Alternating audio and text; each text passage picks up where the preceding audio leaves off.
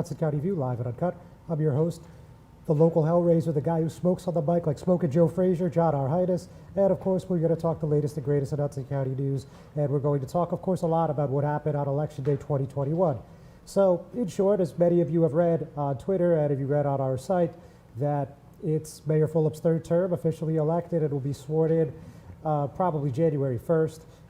Maybe the 2nd, but we'll get that date for you as soon as possible. But won by about a 2-1 margin. The first mayor to do so since Frank Hague, of course, a notorious Democratic Party boss from about a century ago. And we'll talk about the council. Right now, it looks like it's 6-2 with Ward C going to a runoff, so obviously that's worth mentioning as well.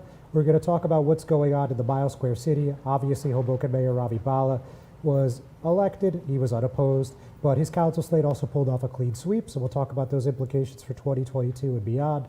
And also a quick congratulations to Kearney Mayor Al Santos and Guttenberg Mayor Wade Zitt. They ran unopposed, so they, of course, won another 4-year term apiece. So there's that. We're also going to talk about what happened in Wards E and F in Jersey City with Councilman James Solomon and upstart challenger Frank Gilmore really having strong performances. So obviously that's worth noting. We're going to talk about some statewide numbers, how Governor Phil Murphy appears to have eked out a really close win over Republican nominee Jack Ciattarelli. And of course, I'm going to do some of this with our guest today, who is Hector Oseguera of the Progressive Democrats of Hudson County. All that, maybe a little more, right after we get back from a word from our sponsors. Good Friend Self-Storage in North Bergen, New Jersey is a fully climate-controlled facility equipped with state-of-the-art security, packing supplies, a Refer a Friend program, and multiple loading docks convenient for commercial use. Located just off of Route 3 at 4301 Tunnelly Avenue, Route 1 and 9. Call 201-867-2444 or visit us on the web today. Good Friend Self-Storage. Let us be your good friend. Burns Brothers Memorials, Monuments, and Markers, 787 Tunnelly Avenue, Jersey City. Hudson County's only monument maker, serving all faiths and cemeteries. Design, studio, and large inventory on site. Cemetery inscriptions and custom orders welcome. Burns Brothers Memorials, Monuments, and Markers, 787 Tunnelly Avenue, just south of Secaucus Road. Craftsmanship that will last for all eternity. Burns Brothers, Jersey City, Albert H. Hopper, North Arlington. Visit us on the net. Hudson County View, live and uncut. John Arhitis, and as I just mentioned today, I'm joined with Hector Oseguera of the Progressive Democrats of Hudson County. Hector, nice to see you again. Hey, thanks for having me, John. Always a pleasure to join you on this very prestigious show. Thank you, much appreciated. So, look, first let's just talk about Mayor Fulop. Like I said, and as you're well aware, he won his third term on Tuesday. Not terribly close, but a lot of people are taking note that Louis Spears did a lot better than Bill Massacutis. So what's your read on that? Yeah, my read is that you have to take a look at the performance of Democrats locally, municipality-wise, statewide, and nationwide. And one of the lessons that we're learning is that younger Black and brown voters need a reason to turn out. And if you give them a reason to, they will turn out, and they're capable of delivering victories in certain elections. Obviously, Mayor Fulop did win, but you see the margins for the opposing side growing and growing, while the vote total for what you might call the establishment dwindling year after year after year. All right, so with that, do you think there's any possibility these two rematch somewhere down the line, perhaps in 25? I think there's always a lot of speculation that goes into what the next election is going to bring. I wouldn't, claim to have psychic powers or to be able to see what happens in 25. And what I would like to say is that I think whatever people expect is not going to shape up the way that they think it will. So is Louis Spears going to remain around and become a political force or remain a political force in Jersey City? I expect he will, and I expect that every single person who ran as an independent candidate is going to stay around in some way, shape, or form to continue this. You remember when I ran for Congress, I told you this was just the beginning of something. We're seeing that blossom into a lot of different independent candidacies. Obviously in Jersey City, we had some tremendous victories. And so this just portends what is coming, but it would be remiss to speculate as to what the 2025 election will bring. Sure. So with that, you probably saw I spoke to Mayor Fulop and I asked him about 2025. Well, he didn't outright rule it out. He basically said my game and my eye is on Jersey City right now, as you would expect him to. So I guess you would probably feel that it's a little early to get on the 2025 gubernatorial trade, right? Yeah, I think so. A month is a lifetime in politics. A year is many lifetimes in politics. 4 years from now, it would just be too difficult for somebody to say at this point, right? A year ago, even a week ago, people thought that Governor Murphy was going to run away with this. Clearly, things didn't pan out that way. And so while I understand that people are always going to, try to read the tea leaves and see what's going to come, I don't think that will bear much fruit. I think it's better for people to focus on the here and now, as the progressives are trying to do, focus on what people are worried about day in and day out. And I think that's what will ultimately bear fruit. And that's where you will see people either be successful or unsuccessful in this world. All right, so let's break down the 9 seats a little. So talking at large, at whole, not the result that you were hoping for. Team Fulop swept pretty comfortably, right? Yeah. 7-person race. They won the 3 seats. Amy DeGees, Joyce Waterman, and Danny Rivera. What's your take on this? What do you think this means? Right, when you're running citywide, it's obviously going to be tied very closely to the top of the ticket. And so I think the reflection between Mayor Fulop and Louis Spears was obviously going to be reflected to some extent at the at-large seats as well. So obviously not very surprising. I obviously weighed in on that race in my own way, not thinking that you're going to push it in one direction or the other, but you want people to know where you stand on these issues, right? I would not be so arrogant as to say that I could tell a voter in Jersey City how they're gonna vote. All I can say is I'm giving you my perspective, and you could take this however you want to take it. But obviously, when you're running citywide, the top of the ticket is going to be reflected in other citywide races, and I think that the at-larges were going to follow the mayor most closely. Right. Okay, makes sense. Yeah, definitely. So let's talk about the ward races. A, Denise Ridley won pretty comfortably. Yep. B, we saw a hell of a fight out of Joel Brooks. Absolutely, came very close. And he hasn't conceded yet, but more than likely that's probably not going to change, right? But it's very close, right? And I think that does speak to something because Team Fulop spent a lot of time in Ward B. They brought out some heavy hitters in Ward B, and they spent a lot of resources in B. So they did fight it out, and we came very, very close. Again, I think that is a signal of the trends that we're seeing with certain voters dwindling and another voter base being ascendant. On that point, in Ward C, we obviously have the runoff, and you couldn't have 2 more different candidates, right? You got Absolutely. challenger Kevin Bigg and incumbent Rich Baggiano. How do you see this panning out? Yeah, I think that this is going to be definitely that fight that you had nationally between a conservative Democrat and a more forward-thinking progressive Democrat. And I think that this is going to be an opportunity for those 2 views to put themselves before the voters and to say, which one of these visions speaks more to your lived experience? Which one of these do you think makes more sense for what's going on? Do you think having SWAT teams on every corner block is going to keep our city safe? Are you worried about mass transit? Are you worried about infrastructure? And I think that this will be a very close race to watch, and I think that it's going to be very important. I certainly support Kevin Bing and hope that he will be successful in the runoff. Thanks, Hector. Perfect time to just take a quick break. We're just going to hear another word from our sponsors. We'll be right back.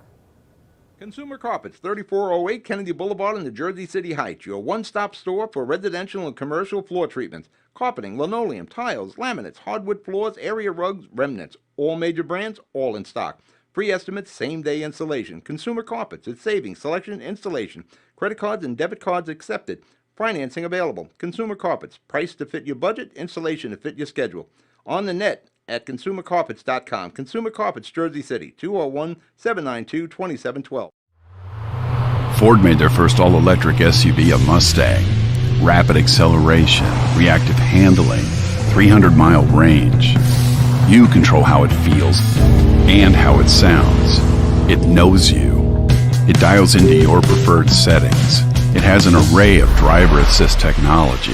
Cameras and sensors enhance your awareness and provide you with additional control. But it's more than cutting-edge technology. It's the spirit of it. It's a Mustang. Hudson County View, live at Uncut. John R. Highness, and I'm still here with Progressive Democrats of Hudson County member Hector Oseguera. So We're just finishing up talking about those Jersey City ward races. So in D, I think that was about a 19-point spread. So Danielle Freer, definitely a strong showing from a first-time candidate. Not a nail-biter, but exceeded expectations, I think, for most people. Your read on that? Yeah, absolutely. I think she did tremendously, right? I don't think you can undercut, just because it's not a victory. And I understand that we're in a position where, because of the way that the politics are structured here, obviously an incumbent with the support of the mayor is going to be favored. But if you look at the results, 37%, that's nothing to scoff at in any election.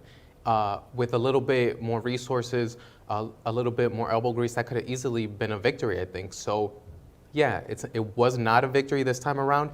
I think that Danielle, again, is a seed that was planted in the Heights that will eventually blossom into something that absolutely can challenge any either mayoral or whatever establishment might come seeking power there. All right, very good. And I'm sure you were pretty excited with the results in E. I mean, Councilman Solomon, as I said, really hit it out of the park. I mean, I think much higher victory tally than anyone could have predicted. So anything further to add on that? Yeah, I mean, E and F, I think, are the ones to really watch and the ones that make my case the most, right? James Solomon and Frank Gilmore had to bear the full brunt of the mayor's machine, constant attacks, constant unfair hits on them. A suspicious mail piece against Frank Gilmore. Nobody is unsure where that came from. And yet, not only did they win, it was a tremendous margin. In F specifically, you had a three-way race, which makes it much more difficult to come away with the 50%, which he did hit. So you see that in places where people really are concerned about where the city is going and where we're going as a state, as a nation generally, there's a group that is younger that maybe just doesn't like the way that politics as usual are done. They don't have to be young. They don't have to be of any race or gender. They're just people who are sick of politics as usual. That group of voters is growing every single election.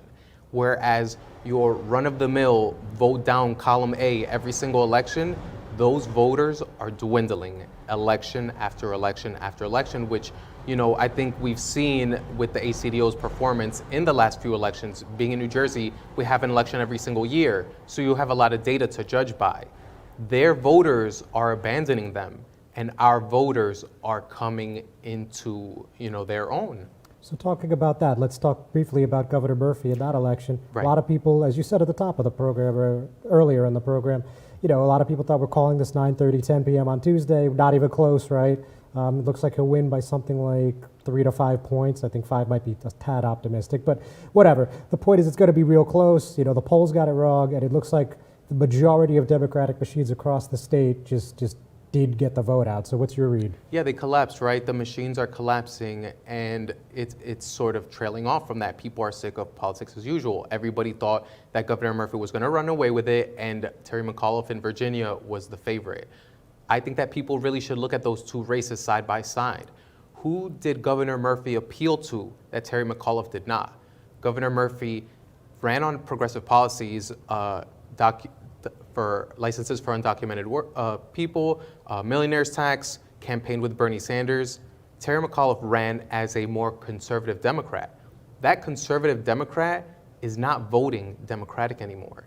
And those younger progressives, if you give them something to vote for, will turn out for you. And as we just saw nationwide, can be the deciding force in an election. So I think that the message for Democrats statewide is you can't rely on these machines anymore. People are getting hip to the game and they're sick of it. They don't like it. We saw that locally in wards E and F. We saw that statewide here with Governor Murphy's race, and we saw that nationwide when you compare it to the result in Virginia. So I think that's the lesson that we need to take away from the elections. Gotcha. So let's briefly talk about the Mile Square City. Mayor Bala, of course, unopposed, so he won easily. But his ticket sweep, again, without a whole heck of a lot of stress there. So what's your read on that, and what do you think the future holds for him? Yeah, like I said, I think that the top of the ticket really sets a tone for the election when you have somebody running unopposed. Not only are they obviously going to win, but the other candidates that run aligned to that individual are going to run away with it. You saw that at the at-large races in Hoboken. So It's a very important municipality, certainly holds a lot of power in Hudson County, but I don't think that there's too much to learn because the mayor couldn't really find an opponent. There's maybe a lesson to be taken there that maybe people are satisfied with Mayor Bala's leadership, but at the end of the day, the fact that he didn't have an opponent is going to set the tone and ultimately means that because you don't have somebody to contrast it with, there's not too much that you can read from the ultimate results. Okay, so he's a rumored eventual, perhaps heir apparent, or maybe just challenger in the 8th Congressional District, which you know well. So what do you think about that, and what do you think about the prospect of you perhaps being involved there next time around? Yeah, and I think that's a very interesting question. I think that, Mayor Bala, I think anybody in Hudson County is free to do what they want to do. I think that he would be a very strong candidate no matter what he wants to do. I think that no matter what, progressives won't sit it out. That's what I can tell you. Is it going to be me? Is it going to be somebody else? I can't read into the future, like I said before. So I don't know what's going to happen, but I can be sure that progressives will not sit it out. And, I think it should be a race run on the issues. Unfortunately, you get a lot of dirty politics going on, ugly mailers, ugly social media hits. If you can keep to the issues and the things that really matter to people, I think that Mayor Bala and anybody else would be a tremendous candidate, and they should throw their hat in the ring if they think that they would be the best candidate. Hector, thanks so much for coming by. Much appreciated. Thank you, ladies and gentlemen, for watching. We're not done yet. We're going to take another break. Newport, the luxury waterfront community on the Hudson River, offers a quality of life you deserve in one of our many high-rise towers. With amenities such as the on-site Newport Path, light rail, Newport Town Square, 3 playgrounds, dog run, upscale restaurants, retail giants like Kohl's, JCPenney, Macy's, and Target. Morton Williams and Acme Supermarket are just outside your front door. A health and fitness center, skating rink, and medical facilities are also on site. Enjoy the New York skyline from our waterfront and various parks. Manhattan is just one pass stop away, or a quick ride through the Holland Tunnel. Nursery and private elementary schools all on site. 12-screen movie theater at the Newport Center Mall. Looking to visit? Stay at the Westin or Marriott Hotel. For more information, visit us at newportnj.com. Make lasting memories to cherish forever. It's incredible. It's you, Newport. Live like you want. Panapinto Properties, Jersey City, shaping the workplace with state-of-the-art office spaces and addresses your company desires. Building residences that define your home environment, adjacent to all modes of transportation with on-site parking available. The right address, the right lease. Call 201-521-9000 or visit online at panapintodevelopment.com. Panapinto Properties, building Jersey City for everyone. Not everyone celebrates the birth of a baby. You have options. Don't panic. New Jersey has safe havens for unwanted infants. Leave the baby with staff at any hospital, ER, police or fire station, or rescue squad. Call the number on your screen for safe haven locations or go to www.njsafehaven.org. No shame, no blame, no names. Safe Haven. Hudson County View live at Uncut. John Arhitis. So let's just talk some quick election results about Board of Education races. So we saw that together we can slate pull off a sweep in Bayonne. That was the team that was endorsed by the Board of Education incumbents, particularly Maria Volato, the board president, and also the vice president, Chris Munoz. So, nice work. Congrats to them. And the Jersey City Education Association, their Education Matters team, again, another strong showing, won in definitive fashion, at least 2-1 to the closest challenger who came in fourth. So, certainly that board is going to stay 7-2 for at least the upcoming year. Will be interesting to see who the new board president is, though, because we saw that Trustee Musa Ali did not seek re-election. So, with that in mind, let's just talk for a moment about something not election related. So we actually heard the day before the election, of course that was Monday, that Jersey City Superintendent of Schools Franklin Walker is going to be retiring in January. So he sent out an email blast on Friday, and that went to some school district officials, including at least a few of the trustees. And while no one wanted to give that up, people confirmed that this happened, and this is something that he's looking to do probably by the end of January, so probably the 30th or the 31st, though I didn't get an exact date on that. And we also heard from Mayor Fulop, who said with the superintendent announcing he will be retiring in early 2022, the stakes for this year's Board of Education election has dramatically increased, as whoever is elected will play a significant role in deciding the future of the district. So, certainly, I don't think that's something that a whole lot of people would argue with. And the JCEA with another sweep, it looks like the teachers union will have a decent say in who the next superintendent is. Walker has had a really long career. I think you could call it a fruitful career at the district. 5 decades, 48 years to be exact. His first job at the district was in 1974 as a gym teacher. He graduated Ferris High School, and he was an interim superintendent briefly in 2011 and was again named interim superintendent on January 31st, 2019. And finally, he was appointed the full-time superintendent about 10 months after that, so at the beginning of 2020 there. So his formal retirement likely won't come till the end of January, like I just said, though it's going to probably won't be formally announced until after he meets with the board and other district officials. So, probably 2 to 3 week timeline, I would say conservatively, but if we get any update on that, obviously I'll let you know as soon as possible. So that's that as far as Superintendent Walker goes. We're going to talk just a little bit about Mayor Fulop and what may happen in 25 or not. As I just was speaking with Hector about, obviously we can't predict the future, we don't have a crystal ball, etc. But a lot of people already wondering what the mayor will do or could do in the next term. So I was able to speak to him on election night, and we talked about a potential gubernatorial run, we talked about the results. So why don't we play that, and we'll have one last break from our sponsor. Came in pretty strong, 2-1 victory. You would obviously would have liked to do over 70, but look, that's obviously pretty decisive. Tell me your thoughts. I don't know if I'd like to do over 70. I'd like to do over 80 or 90, but the reality is that over 50 is great. And, you're in an environment today where there's an anti-incumbency sentiment everywhere in the country. And so just getting a 2-1 margin is a huge validation for the work we've been doing over the last 8 years. And I'm just really thankful. So the council race is kind of an interesting finish, right? You were saying looking at about a 6-3 at least to replicate what happened at 17.